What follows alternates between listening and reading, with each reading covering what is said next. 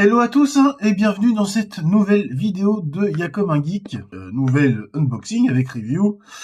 Comme à l'accoutumée, alors on va encore un petit peu changer du 1/6 avec cette fois-ci du 1/12 et une figurine que j'ai un peu achetée sur un coup de tête, je vous avouerai, parce que ça a réveillé un petit peu de nostalgie. Donc comme vous avez pu voir sur la miniature, on va être sur le fameux Dark Wolf issu des illustrations de Frank Frazetta qui ont été faites pour le film Tigra, la glace et le feu, le film d'animation, Fire and Ice en VO. Alors un film qui date quand même de 1983. Alors ce film on le doit à une collaboration, Ralph Bakshi à la réal, et puis bien sûr au Cara Design, le regretté et cultissime Frank Frazetta, qui nous aura régalé pour tellement d'illustrations de Conan, de Dark Fantasy, le Death Dealer, des choses comme ça. Donc une figurine, empreinte de nostalgie, parce que je me souviens encore avoir été loué la VHS gamin dans un vidéoclub, voilà, avec mes parents. Alors, on s'attendait pas du tout à un film comme ça. Alors oui, un film d'animation qui aura marqué les esprits des jeunes, certainement des gens qui ont comme moi la quarantaine un petit peu passée. Justement pour ses qualités d'animation, ses dessins et ses mouvements hyper réalistes, grâce à la technique de la rotoscopie, consiste à filmer des acteurs et à redessiner les personnages par-dessus. Alors c'est vrai que l'animation, encore à l'heure actuelle, est très très fluide.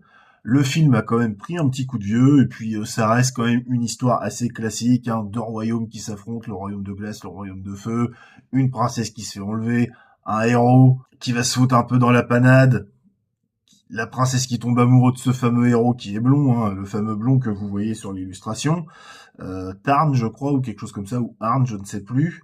J'ai pas revu le film, je vous avoue, c'est vraiment de la pure nostalgie. Et puis là-dessus, un personnage charismatique, très iconique dans sa mise en scène, qui va sauver un peu le cul de tout le monde dans ce film, c'est-à-dire le fameux Dark Wolf que nous avons aujourd'hui en figurine. Alors comme d'habitude, je vous invite à vous abonner à la chaîne, à mettre la cloche de notification pour les prochaines vidéos qui vont arriver, à mettre un commentaire, un like, ça fait toujours plaisir et ça motive. Bien sûr, vous pouvez me rejoindre sur les différents réseaux sociaux, TikTok, Facebook et Instagram, il y a tout qui s'affiche sur l'écran, vous avez les liens en bas, enfin en tout cas le Linktree pour me retrouver. Allez, on vérifie tout ça après le générique.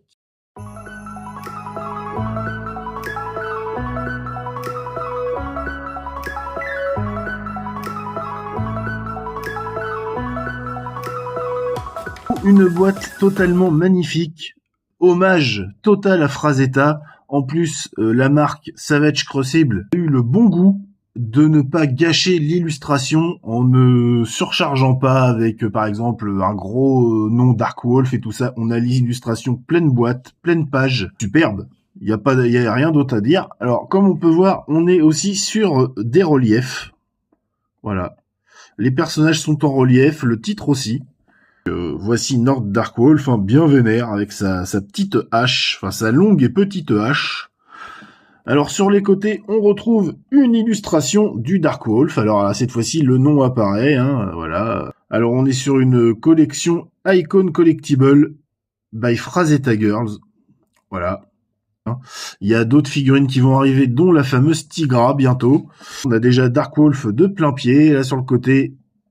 Derrière, eh bien voilà, on a le petit speech à peu près que je viens de vous faire sur le film d'animation. Voilà, 32 points d'articulation, on vous explique un petit peu tout ce qu'il y a. De toute façon, vous voyez ça ici.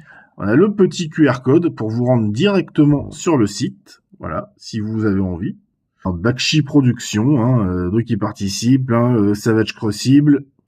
Donc le côté de la boîte, on retrouve le fameux logo. Rien à signaler en dessous. Quelques mentions du staff.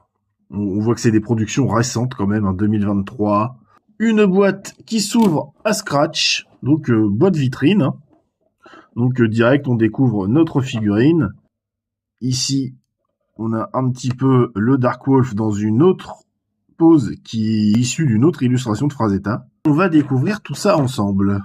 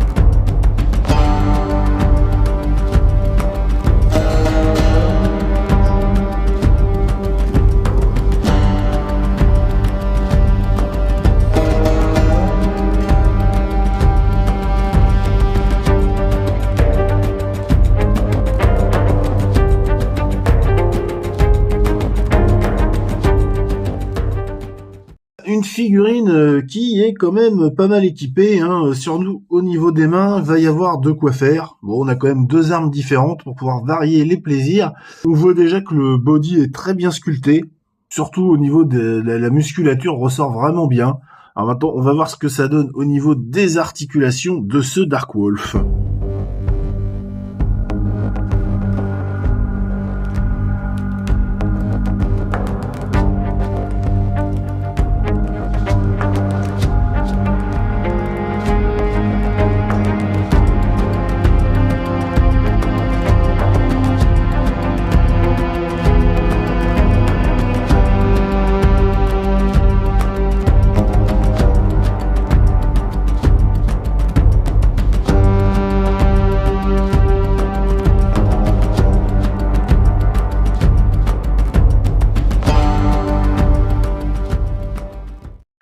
Eh bien voilà, comme d'habitude, on va passer justement aux galeries photos avec le 360, histoire que vous appréciez la superbe sculpture des muscles de cette figurine. Ensuite, des petites photos avec mise en situation comme d'habitude, et on passera à une petite conclusion.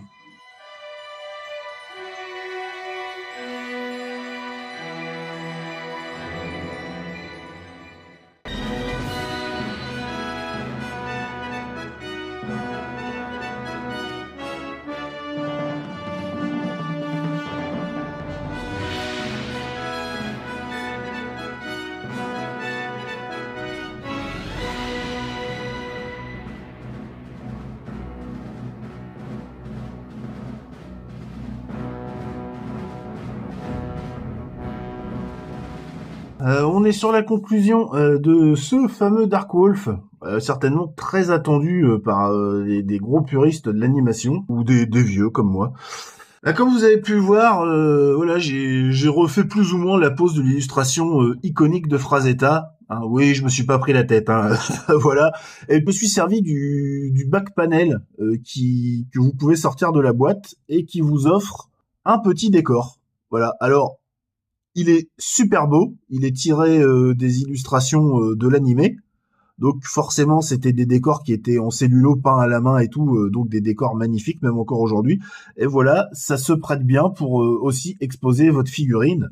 C'est plutôt un ajout aussi sympathique. Je suis pas du tout déçu, hein, parce que je connaissais pas trop cette marque-là. J'ai pas réussi, hein, parce que comme on peut voir, la musculature est vraiment détaillée de partout. Il y a des veines qui ressortent, les muscles sont bien saillants, ils réfléchissent bien les ombrages à la lumière et tout ça. Tout ce qui est fourrure, c'est aussi extrêmement soigné, extrêmement détaillé, hein, que ce soit le masque de loup, le pagne ou la fourrure des bottes. Hein. Pour ce qui est les bracelets, l'effet cuir, bon, on l'a pas trop. Par contre, les bottes sont plutôt bien rendues aussi. Le collier avec les os, ça, y a rien à dire, c'est nickel. La hache, elle est vraiment superbe.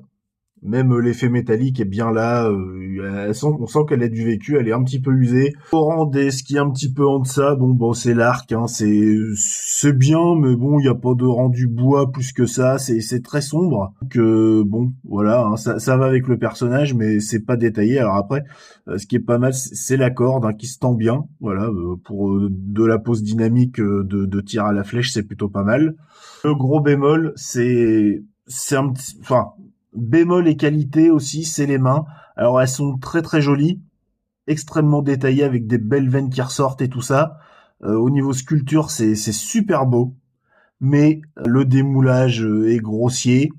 Il y a des bavures un peu partout, des traces de moulure un peu trop visibles à mon goût quand même pour une figurine à ce prix-là, surtout du 1/12e. Ça gâche un petit peu le truc. Vous avez pu constater la même chose que moi, hein, pendant que je vous ai présenté les accessoires. Vous voyez, les plis des doigts sont bien présents, sont faits. C'est quand même dommage. Hein. Vous voyez, regardez le pouce, il y a un énorme picot de plastique qui dégueule.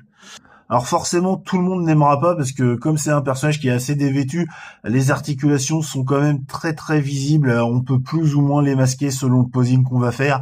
Mais bon, force est de constater qu'il a quand même une gueule pas possible. Il est très très fidèle à l'illustration de Frazetta, ça on peut pas reprocher. Il va certainement faire plaisir aux nostalgiques aussi, Il y a quelques customs qui traînaient par-ci par-là, mais je pense que les gens avaient plus ou moins abandonné l'idée d'avoir une figurine, surtout quand même dans un format aussi populaire que le 1/12e. Donc hormis les petits défauts que je viens de vous citer, c'est plutôt réussi, c'est plutôt une belle surprise et franchement c'est plutôt pas mal. Moi je suis très très content de l'avoir et il va très très bien aller avec ma collection assez modeste mais que j'aime bien de Conan. On peut peut-être aussi un petit peu lui reprocher la peau. Un peu trop bronzé. Il me semble que de mon souvenir, j'ai revu des images aussi, sans vous mentir. Sa peau, elle est beaucoup moins foncée dans l'animé. Là, ils ont un petit peu, ils ont un petit peu il a un petit peu forcé sur les UV, quoi. Voilà, c'est bon, c'est pas méchant. Le seul souci, c'est que le brassard en cuir se fond un peu avec la couleur de la peau, voilà. Et comme vous voyez, ils ressortent quand même un peu plus dans l'illustration de base. La démarcation est plus nette, alors que là, la couleur de peau fait que c'est assez proche. Voilà, bon, c'est un petit défaut, mais bon, voilà, je vous le cite quand même parce que moi, ça m'a fait tiquer. Mais hormis ça, ça reste une superbe figurine, peut-être un poil cher, mais bon, il y a la licence, il y a tout ça. On peut comprendre le prix quand on voit la sculpture très pointilleuse des muscles.